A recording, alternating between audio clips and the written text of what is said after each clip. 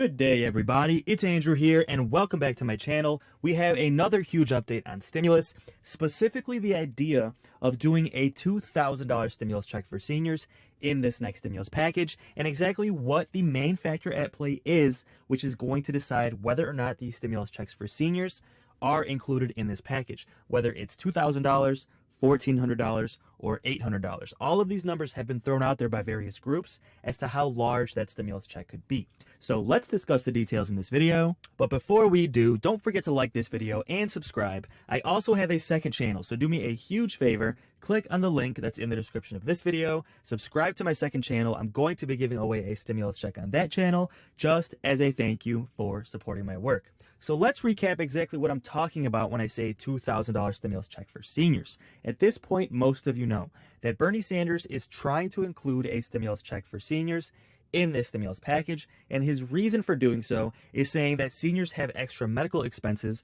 that they need this stimulus check to pay for. And we assume that this includes SSI and SSDI as well. We don't have that confirmed yet, but usually anything that involves seniors or Social Security is extended to SSI and SSDI as well. Well, then President Biden came out and said this stimulus check could be as small as $800. So on the one hand, that was bad because he was saying it could be smaller than Bernie Sanders had hoped. On the other hand, it was good because President Biden was acknowledging that they are trying to include a stimulus check for seniors in this stimulus package. Well, then the Senior Citizens League, an advocacy group for seniors, came out and said that no, this stimulus check should be at least $1,400 because inflation has been so bad, and some groups are even pushing to make it as large as $2,000. Now, quite frankly, $2,000 is the minimum that I truly believe that seniors and those who are disabled deserve, not just need, but deserve throughout this crisis. But on top of that, a lot of groups are saying that it's probably going to be closer to $1,000, right? But if we're lucky, it'll come in at $2,000. But what is the main factor that, one, is going to decide whether or not that stimulus check is included at all, and two, how large that stimulus package will be? Well, the main factor at play is what the Congressional Budget Office says the overall cost of this package is going to be. Now, let me explain.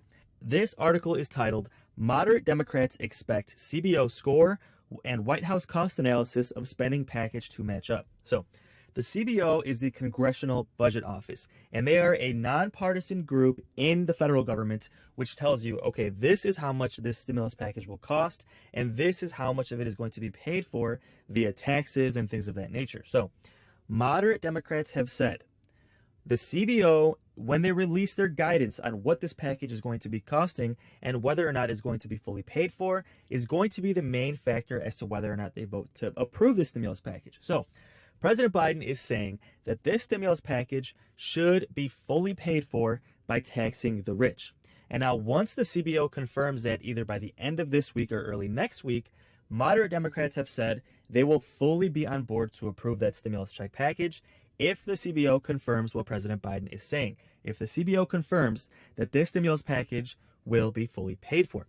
Now, moderates completely expect the CBO to agree with President Biden. It's just a formality, and they want to make sure that all the I's are dotted and all the T's are crossed before they vote to fully approve this package. So, what does this mean for the $2,000 stimulus check for seniors, and what does this mean for the stimulus check for seniors in general? Well, a couple of scenarios could happen. One, if the CBO comes back and says, hey, this stimulus package is fully paid for, everything looks okay, then that's a really good sign for stimulus checks for seniors that those could be included as long as they're paid for. Now, an even better scenario would be if the CBO comes back and says, not only is this stimulus package going to be fully paid for, there's actually going to be extra money coming in from all of the taxes they're going to create on those who are wealthy in this country.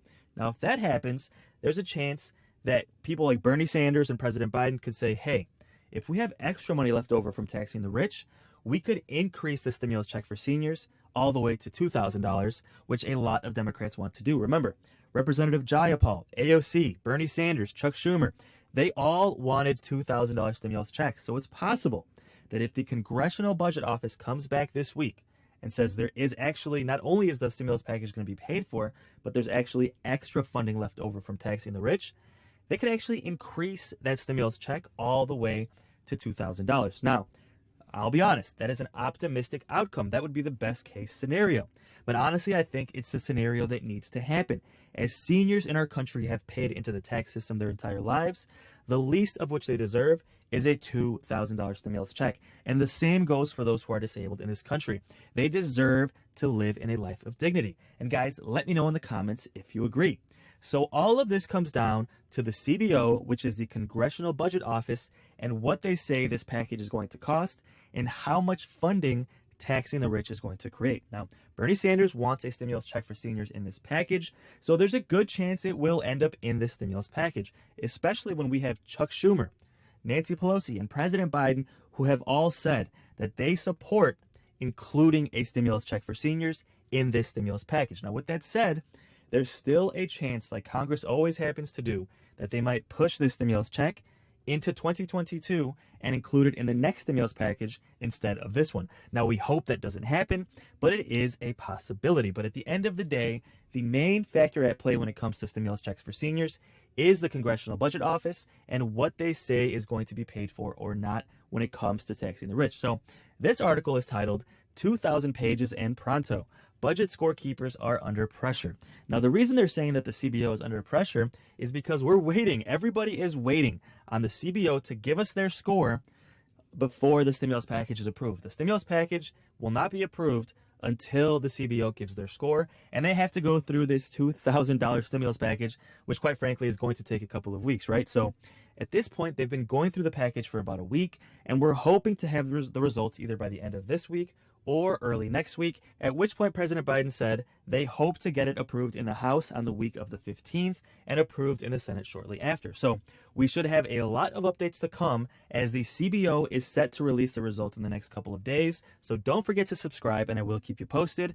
Now, with that said, the physical stimulus plan was just approved and the White House just gave an update as far as what's included in this package, the effects it's going to have on the U.S. economy, and they also fielded questions on the stimulus check package and what they expect to happen next as negotiations continue with moderate Democrats to try and get that stimulus check package done soon. So there's two stimulus packages, the physical stimulus plan and the stimulus check plan, aka the Build Back Better Act. So the physical stimulus plan was approved, and in this press conference, the White House talks about what's included in the package and how it's going to affect the country, and then they're going to answer questions as to whether or not moderate Democrats are going to get on board to approve the stimulus check package quickly.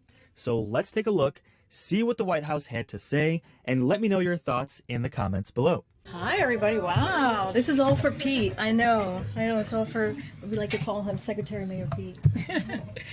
All right, good afternoon, everyone. Good to see everybody. Joining us today, Transportation Secretary Pete Buttigieg, who, surprise, surprise, is here to talk about the president's bipartisan infrastructure deal. I don't want to steal the Secretary's thunder, but as you all know, the once-in-a-generation bill is the largest ever federal investment in public transit, clean energy transmission, and electric vehicle infrastructure, and clean drinking water. It delivers for the American people by rebuilding our roads, railroads, and rail cars, bridges, buses, ports, and airports, all while creating good paying union jobs. Go ahead. When you look at the situation with the vote on the bipartisan infrastructure the other night, there were a handful of progressives who voted against it. They explained their reasons. Going into Build Back Better, there is no margin among Democrats, really just a couple of votes that you could possibly lose in the House, none in the Senate. What is the strategy when you know you're not, more than likely not going to have any Republican support to cover for that, when it is possible there will be changes made by the Senate that may not be in the interests shared by the Progressive Caucus, tightening up some of the provisions within that. So how will the president approach that, trying to keep progressives on board when 6 very prominent progressives voted against the first piece of the Biden agenda?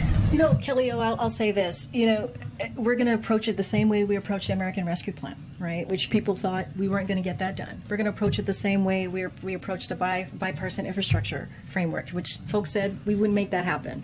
And so right now we're 2 for 2, right? And so we believe that this is going to get done. The president is committed to this. This is part of his agenda, right? The economic policy agenda that you hear us, we say this all the time, that 81 million people voted for last year, just a year ago. And so these are popular components of his economic policies when you look at both both the BIF and the bipartisan Build Back Better Act. And so we're going to continue to work with Congress. We're going to continue to work with the Speaker, continue to work with Leader Schumer, and have those conversations across the aisle to get it done, because this is something that the American public, the American people need. This is once in a generation, investment. We're talking about child care. We're talking about elder care. We're talking about making sure that medical expenses are not your whole entire check when you think about pharmaceutical drugs. I mean, we're talking about I said child care already, but all of these things, climate change, right? When you put those two bills together, it's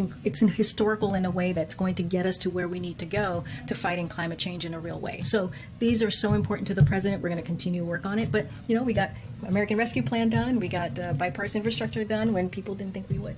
Do you expect the president will add sort of to his daily briefing the update on what's happening with infrastructure projects and things, so that there will be an inflow of information about what these projects are in a practical sense? Will there be a sort of an in-house, inside the White House, sort of central clearinghouse for this, since it does deal with many departments of the government? Well, as you know, this is nothing new to the president. When he was vice president, he led the Recovery Act, pardon me, and so he knows how this is done. He knows how implementation works, and so knowing this president, he's going to want to know every component of how it's going, and so we're going to stay on top of it. It's going to be key in order for the American people to feel this. This has to be implemented. So we're going to make sure that happens. With that, I'll turn it over to Secretary Buttigieg. This isn't his first time at the podium, as you all know. I think this might be his third time, but it's his first time joining us as a father. So on a personal note, congratulations to you and Chasten on the birth of Gus and Penelope, and the news last week, which we really thought that was wonderful, great news. And so with that, I'm really happy to introduce you. Here you go. Thank you. Good afternoon, everybody. And thank you, Karine, and thanks for the chance to address you. We are so thrilled, so excited. When our communications team presents me with a copy, I usually cross out the word excited because I think it's overused, and I often rub out the exclamation points because it's not always my style, but we are excited with an exclamation point about what we're going to be able to deliver. We are so thankful to everybody who's played a role in this, thanks to members of Congress on both sides of the aisle. President Biden's historic bipartisan infrastructure deal will now become the law of the land. And it couldn't come at a more urgent time. I can tell you in the 10 months that I've been in this job, I've traveled the country and seen the state of our infrastructure firsthand. I saw mesh nets hung under bridges to catch pieces of concrete that fall off from time to time, century-old tunnels corroded by seawater that hundreds of thousands of people depend on every day, roads where community members are installing memorials to lives lost in preventable traffic crashes, highways that have cut communities in two. Infrastructure is so elemental to our society that when it's not there to serve us in the right way, all of us are impacted. But when it is, when it's strong, every community, large and small, rural and urban, privileged and marginalized, every community feels the benefits. When combined with the Build Back Better Act, the bipartisan infrastructure deal, which collectively I like to think of them as the big deal, an answer to the New Deal or the Square Deal before that, they're going to create a generation of good union jobs. They're going to make historic investments in equity and in the fight against climate change. They're going to make sure that America can compete and win in the decades ahead. This is the largest investment in roads, bridges, and highways since the creation of the interstate highway system, including the largest investment in our bridges ever, so that we can avoid devastating closures and disruptive collapses like we've seen, including what we saw in Tennessee and Florida and far too many other places. It's also the largest investment in public transit ever, with funding that will expand service to communities of all sizes, including improvements for seniors and for people with disabilities. It's going to replace thousands of outdated buses with clean zero-emission vehicles and aging rail cars with state-of-the-art new ones. It's the largest investment in passenger rail since the creation of Amtrak itself, and transformative impacts in traffic safety will be achieved. And it's going to strengthen our supply chain by improving our ports, our airports, and our freight rail. It's going to dramatically increase funding for major projects, Every year we have our discretionary programs, RAISE and Infra, where we support projects that are vitally important for local economic development and the national supply chain. We're going through the current round of applications for RAISE right now. And for every dollar that we have to give out, there are about 10 in impressive applications coming in. This allows us to grow those programs that we can use in very direct ways to address the issues of our time. I'll give you an example from the Infra round of grants that happened earlier this year. We announced funding for a project in Georgia. It's an inland port to help goods move onward from the port of Savannah. That is to create a new 300-plus mile freight connection between the seaport and the inland port that makes it faster to get the goods out of the port and then sort them so that they can get on the way to shelves. But like I said, for every good project like this, there are many more that are worthy but that we can't support. This helps us to change that. Later today, I'll be headed to Glasgow, and there look forward to discussing how this legislation can help ensure that transportation, which is the biggest sector contributing greenhouse gases in our economy, can be a big part of the solution. We've seen so many impacts of climate change on American lives, on our transportation systems themselves, and that's part of why this plan includes funding to put people to work electrifying our power grid, make our infrastructure more resilient to extreme weather, and build out a national network of 500,000 electric vehicle chargers, and expand public transit, as I mentioned earlier, which is also a huge part of the climate solution. And of course, there's a lot beyond our transportation elements of this: lead pipes, cleaning up pollution, broadband, and more. But what all of these investments have in common is that they will create jobs. Pipe fitters to replace those pipes, electricians to install those EV charging stations, auto workers to build the cars that plug into them. We need mechanics maintaining transit vehicles, drivers operating them, construction workers rebuilding those roads and bridges. And most of those jobs will be available whether you have a college degree or not, which is why the president often talks about this as a blue-collar blueprint for American competitiveness. And it's a generational investment in every sense of the word, something that means a lot more to me now as a new father, because this is how we do right by the next generation before it's too late. So thanks again, and eager to